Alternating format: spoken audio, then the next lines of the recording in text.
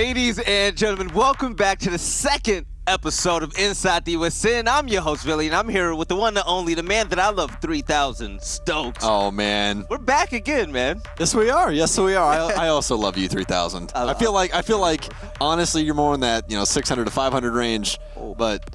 Okay. I'm just saying. So obviously I love Stoax better, but we're going to talk about that next time. But you guys are asking yourselves, hey, what is this? Inside the USN is your one-stop shop, everything Rainbow Six Siege. We show the top 5 clips to talk about what's been happening in our qualifiers and what will be happening later in the next stages of this USN program. But first things first, let's talk about what's been going on, man. Last week we had some really great games. We saw a lot of pro teams come in and a lot of newcomers make it towards the end. Let's take a look at the scores and the schedules of what's been going on. So, Sam, you casted the Western Conference qualifiers. Tell us what happened. Well, right off the bat, we had Our Bad versus Nocturnal, with Our Bad winning 7-5 on Consulate. Most of their defenses look pretty good, but Nocturnal turned it on the second half and ended up making it a pretty close matchup. On the other end of things, we had Rogue versus Holy Wada, which had Andrew Astor on it, which we got a couple of cracks in on. But overall, not too much to show for it. 7-3 on Border. Then we went to our final match of the evening, which was an absolute showstopper. Our Bad versus Rogue on Coastline, where Our Bad ended up winning 7-4. And just to add some context to the conversation, just so you guys know, in case you've been living under a rock, Rogue was actually Team USA. They won the U.S. Nationals Finals last year in Las Vegas, and this is their second week in a row that they fell short. Is everything on fire right now? Should they panic, or what's going on? Is this a slow start? It is a slow start, but they've also had a slow season with their other leagues that they've been playing in as well. They just have not looked their best, actually, since they won USN. Yeah. Everything after they won USN, everything's just been downward spiral, excuse me. But honestly, I think what's really biting them right now is they are in complete rebuild mode. I mean, really, per week, you've really seen them try to change up roles and try and allocate things to different spaces, try to put their resources, to try and find a way to win. They're finding themselves. Yeah, they're trying to find themselves. Okay. They're in their teenage years. That's what's happening. I understand that. It's that awkward, junior year where you thought you had everything figured out, but now you have to make a car payment. That's what it is, You know what I like to believe? I like to believe that everybody's just getting better. Everybody's getting better. I would agree with you on that. Okay. Because honestly, a conversation between casters, especially on Rogue, is the fact that everyone thinks that Rogue has kind of plateaued in their skill, and everyone's really just caught up. They haven't fallen. They haven't really gone anywhere skill-wise. Just everybody has learned how to punish them in what they do. That's what I love to hear. But let's talk about the Eastern side of things, the games that I've been casting alongside my man, Blue. We have Dream Chasers going against Team MC. It was a quick 7-0, and we actually saw some ex-pros coming back to the scene. Let's talk about Honor Among Thieves. They actually beat pro teams to make it to the finals, going against Dream Chasers. In case you guys didn't know, Dream Chasers, you have Cookies. He was at the last U.S. Nationals, and they fell short 3-7. What are your thoughts? Well, Hat actually does have 2 former pros on it. They have Benji and they have Billboard. Benji playing for Obey and then E-Gang for a little while, and then Billboard, a former Motivate gaming member. So 2 seasoned players that could definitely pick up the team, and they have no short of useful people around them. I mean, Prompted is absolutely insane, as I'm sure you guys saw. And it's actually crazy. I took down some stats. On Honor Among Thieves, there's 2 standout players to me. It was Benji and also Billboard. Billboard, throughout the entire day, he went 19-12. Benji, 19-13. And if you guys don't remember Benji, he's the Ash main that whipped out the pistol to get the final kill within the last second. The guy is absolutely nuts. But in case you've been missing all the top action that's happened throughout the week, we compiled a list of the top 5 clips. Let's go ahead and take a look. Find one of his own. It's all left up to Albatross on the yellow stairs. He's going to find 2. That SMG-11, though, not very many rounds. He knows he's behind Black Car. That shotgun does have quite a bit of range, but very, very low HP on the smoke. Careful too, you can see just on the other side of that wall there is a player waiting for the peek from Beastly, and it doesn't look like they're aware of the position from Shuttle, who should be able to take him down. Eclipse, meanwhile, able to pick up the first kill, and Shuttle does close out. The plan is not immediately denied by Rav. He's going to try to spam through the table, not really going to work. Nitro Cell going in. Again, no, it actually manages to grab Kartama, and the pre-hold on the window takes out Albatross. I can't believe they continue to do this. This would be the 4th round in a row. They bring it back. Matter Filthy takes him out anyway. Vaughn's gonna leverage some aggression, takes out one, nearly gets himself, in fact he does get a second one over to the M to pick up the actual frag though as he takes out another player. However, he's lost his teammate, 15 seconds left, and he doesn't have a whole lot of HP to play off either, but neither does Filthy. Moves out, makes the push known by audio, and as such, Vaughn, there's a lot of obstacles around him. He's gonna be able to find the first kill though, moves past the punch hole lineup. It's over to reinforced territory now. Oh my goodness, the push comes out against him. He's incredibly low. He's gonna try to play it towards timing now, but it won't matter. Picks up the 1v2 clutch.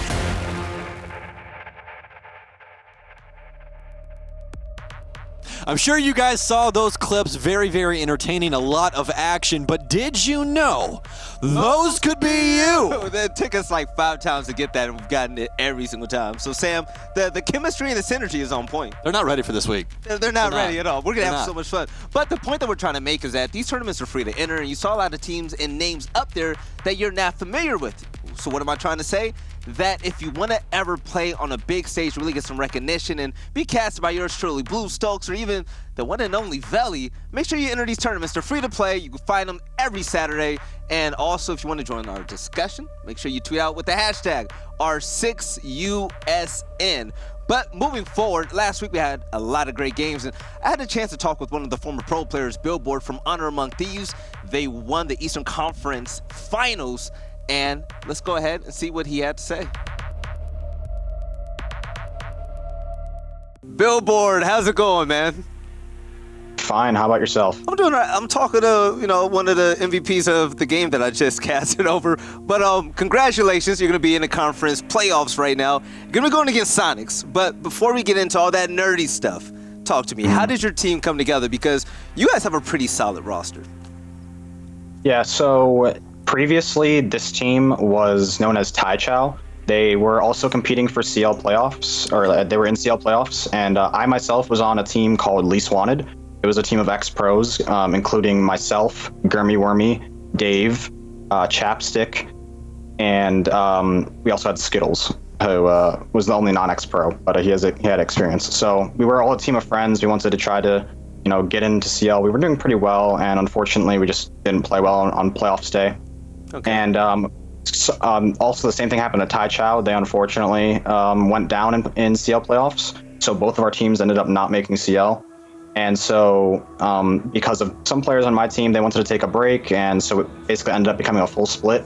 I still kept my options open. I wanted to look out. And then Benji kind of reached out to me because back in the day, like in the beginning of the game, I used to run an underage team, one of the best underage teams, I think. Little killers. Yeah. And also known by Honor Among Thieves. And we were teammates before. So he kind of reached out to me if I was interested. And I definitely was. They were a team that played similar to how we played on Least Wanted. So their team interested me a lot. I tried out, I joined, and we did some role swapping around. We found our comfortability, and here we are today. And it's the perfect mix. I really love how you guys perform on both offense and defense. But there's a lot of threads out there, whether you like a Reddit or Twitter, where a lot of up-and-comers, they always ask the same question. How do I get better? How long should I prepare? And can you give us some insight how your team is going to prep for next week? So you don't want to overgo preparing.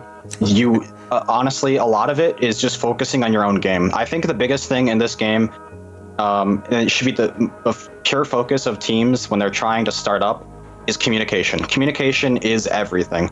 If you do not have a person behind you, like getting a refrag, or if you don't have people crossed up to chase out a roamer, like whatever it may be, communication is literally everything. You could have the best strats in the game. If you don't have the communication to use those strats, you're going to be useless. That's so the thing that we focus on the most, and the thing that we focused on when we first formed, or like when I first joined the roster, was definitely communication. We didn't really care about strats. We just kind of had defaults set up. We just kind of started running those through and worked on comms.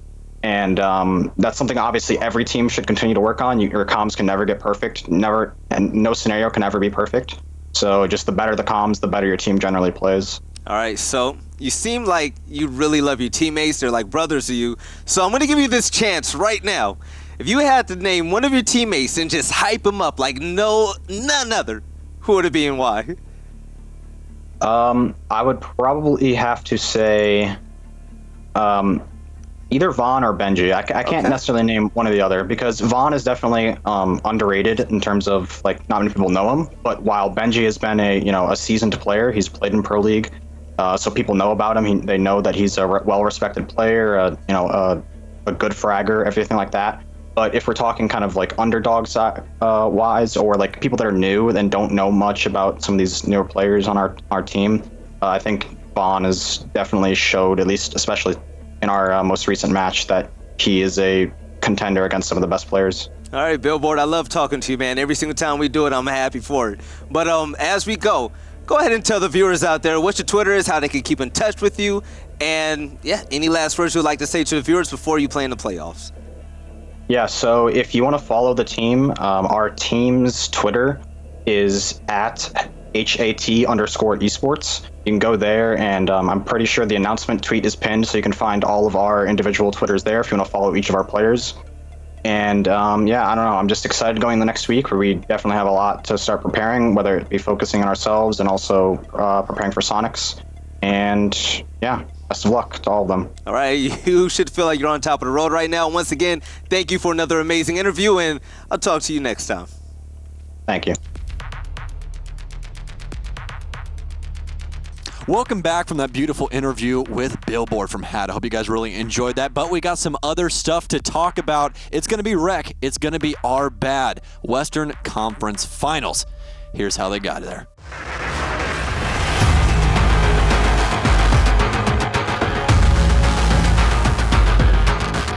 Oxay will find another easy pickup as Temper ends up walking right past him on the inside of the customs desk. Not loading will be able to get a trade, but it won't matters. It's going to be all left up to Nugs. Alda by his side, trying to deal some damage to Mark, but Mark will peek into it.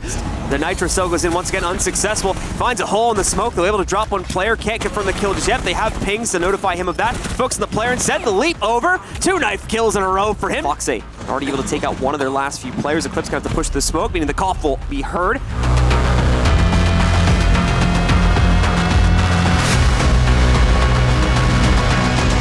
It's not going to be so easy to spot. And that's an easy drop, and that's the diffuser gone down too. Massive panic as all of a sudden 3 kills come out of nowhere. Plan is not immediately denied by Rav. He's going to try to spam through the table. Not really going to work. Nitro Cell going in.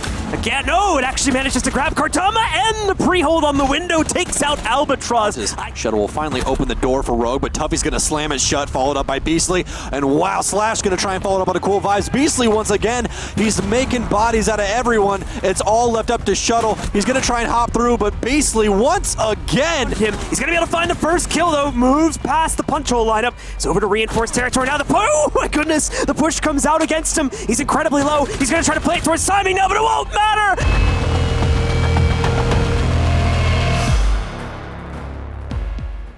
All right, ladies and gentlemen, welcome back. So you saw how they got there, but let's talk about them just a little bit more. So Sam, you know a lot about these teams. Reciprocity, one of my favorite teams out there. You have the likes of Laxing and you have the underdogs, our bad. So just a little insight.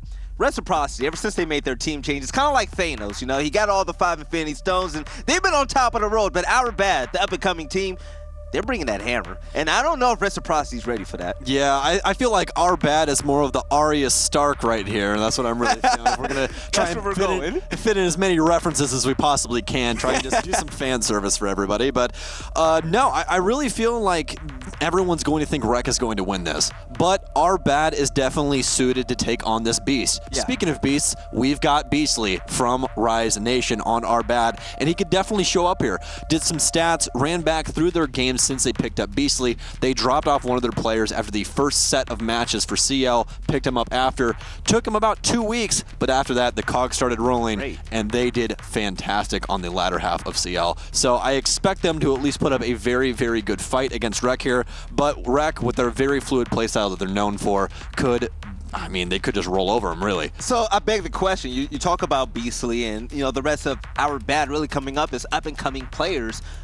Take a look at Laxing. Laxing throughout the entire day went 29-13 on Reciprocity. He's one of the most he is the scariest Slayer in Rainbow Six Siege. Some people can argue that he's one of the best. How much of an impact does he have on his team, and does our bad have an answer for him? Well, here's the thing. Your only real answer to Laxing is to kill Laxing. There's no put him in a box, try and get him on the other side of the map. He will run, he will find you, especially since they made the role swap of on his offensive set. He went from Thatcher in more of a team utility basis to IQ, to where he can literally just go anywhere. It's more or less selfish utility. Yeah, he can help out the team a little bit. He can shoot some bandit batteries off and stuff through walls. But besides that, he's got a 5.52 commando and he's hunting heads, and he does a damn good job of it. So let's paint the picture just for a moment. And this is pretty much a huge storyline. You're talking about a professional team going against an up-and-coming amateur team. Now, that's the beauty about USN, because these lower-level teams, and I'm no shade by saying that, they're able to face off against the best of the best, and they're actually able to beat them on a bigger stage. Like, how important is it to really set that stage and that tone here at the USN this early?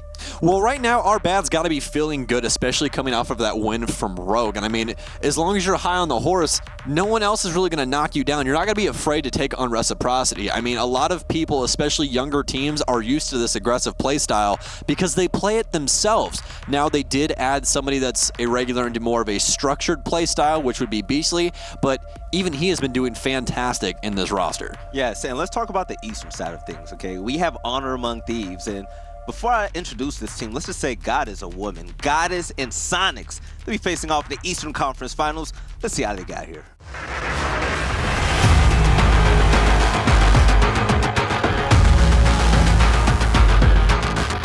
For the counter trade onto Gurmy himself. Art lining up the next one. Avian striking right back. It's all on Avian alone. He's got the lineup. But God is able to turn and get the kill on Gurmy. 1v1, falls far Look away. at this run. He's not going to make it. No, But she jumped up. No, goodness! 5 seconds left to go, and here goes Ghost on the attack. He's gonna be able to get this double kill. There you have it, an easy kill. At the kitchen window, but he's not giving up on it just yet. Hold the angle, try to play it patiently. Perfectly done.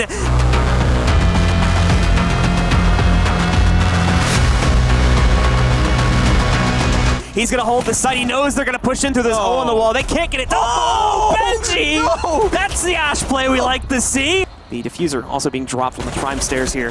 So Benji will make one more push, completes. The Yokai drone isn't going to have a lot of effect on CCTV, knowing that IQ is there, but the diffuser is currently going down, and his Nitro Cell gets the double kill, Billboard! Filthy takes him out anyway. But Vaughn's gonna leverage some aggression, takes out one, nearly gets himself, in fact he does get a second one over to the M to pick up the actual frag though as he takes out another player. However, he's lost his teammate, 15 seconds left, and he doesn't have a whole lot of HP to play off either, but neither does Filthy. Moves out, makes the push known by audio.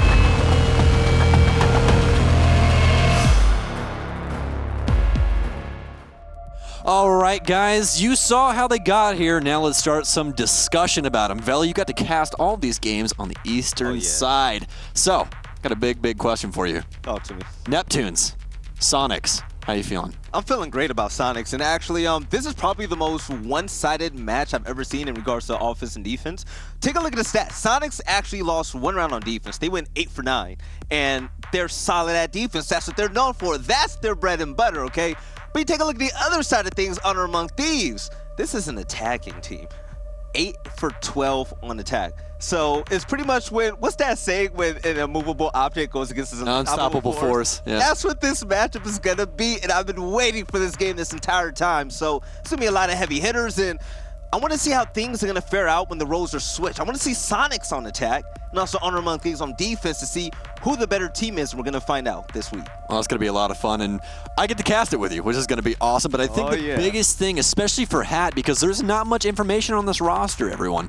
Brand new roster for Hat. They've been in with different, just marginal amounts of rosters. I think they've had like 3 separate rosters Hat has, but with the new one, there's no information on them at all. Unpredictability is what they bring to the table against Stoax, whereas Stoax has a bunch of tape on them throughout the season instead of CL. So we talk about the teams that are playing in the conference finals. Let's talk about the most promising teams, who would you say is the most promising team so far? Our bad. Our bad. Yeah. Why our bad? Because you said it so confident. No one expected them to beat Rogue ever, ever in a million years. Everyone had Beastly pegged as, oh, he's washed, he's out of Pro League. Price dropped him for a reason, and then he comes in with this our bad roster and just starts making money, man. Just starts, making it to gold. And so far, the gold hasn't ran out. Hey, you do have a point. So I don't want to talk about the most promising team. I want to talk about the most promising player. And it's going to be Vaughn from Honor Among Thieves. Okay. And it's Vaughn for a reason. In the finals, Vaughn clutched, I believe it was 2 back-to-back 1v3s. If Vaughn never did that, the score would have been 5-5. Okay? Score would have been 5-5, and they would have honestly had a realistic chance of losing that game. So shout out to Vaughn and our bad for making it so far. Remember, once again, ladies and gentlemen, if you ever want to compete in these type of tournaments, make sure you keep in touch with the online qualifier. Stage 2 will be coming soon after Stage 1 ends. And I say we go ahead and move on to the schedule. This week is going to be a good one. Tuesday and Thursday, we're having our conference finals. But Sam, something's different about this layout. What's different about this layout, Velly? It's a best of 3. It's a best of 3? You don't say. Did you know what's between Reciprocity and our bad on the east side, or excuse me, on the west side, and Stoax and Hat on the east? No, I'm excited. This is what the well. build-up has been for, Sam. Like, all jokes aside, this is what we've been waiting for. Reciprocity, one of the most prominent teams in NA, going against our bad, and then you have the 2 up-and-comers, Stoax and also Honor Among Thieves. And you start to question, okay, best of 1s, these guys were able to get away with a lot of things. They didn't have to really defend themselves on the second map. In the best of 3, a lot of these teams don't have experience playing at a top level like that. So if, for instance, if you're on our bad and you're going against Reciprocity, do you have the stamina to go all the way to the 3rd map? Yeah, that is the biggest thing about best of 3s is you have a lot more play time. You don't have just, okay, we got a short sprint here and I'm okay, I can make it through that. It turns into a mental game. Yeah. If you get broken down in the first half, I mean, you might end up losing that second map, and that's really where it counts. You have to pick up 2. The map picks and bans is going to be half the battle, and I am ready for this war to go down. This is the gauntlet. 4 teams are going in, and only 2 are coming out, 1 for each conference. So, ladies and gentlemen, remember, if you ever want to ask us any questions out there or join the discussion, make sure you tweet out hashtag Inside USN. Stoax and I will love to answer any of the questions that you throw out there. Blue will be joining us as well, and we have a hell of a week coming up. So, this is it. This is our 2nd episode. I'm pretty sad because I've had a lot of fun. I like these segments, okay? Well, we got to go. We gotta go. I don't want to go. I don't want to go. I'd sit here and talk to you guys all day. Use that hashtag. Make sure you guys get your questions in there. We got plenty of action coming up this week for you guys. We'll see you on Tuesday. I want to really throw it out there that for those of you that are up-and-coming players and you really feel like you can prove yourself, or you just want to have fun with your friend, don't be afraid to go ahead and enter these tournaments. These are for everybody. It's for free. And also, if you really want to be the best of the best here in the USN, go and compete. We've seen a lot of up-and-comers with people that we never knew existed in Holy water. So, holy water. Nocturnal. Exactly. So make sure you go and play in these tournaments. It's free. It's fun. And next, you never know. You can be casted and make it to land in the finals, because last year at the USN, it was phenomenal. But wrapping up now, I'm your host, Velly. As usual, I'm here with my man, Sam. We'll catch you next time on Inside the USN.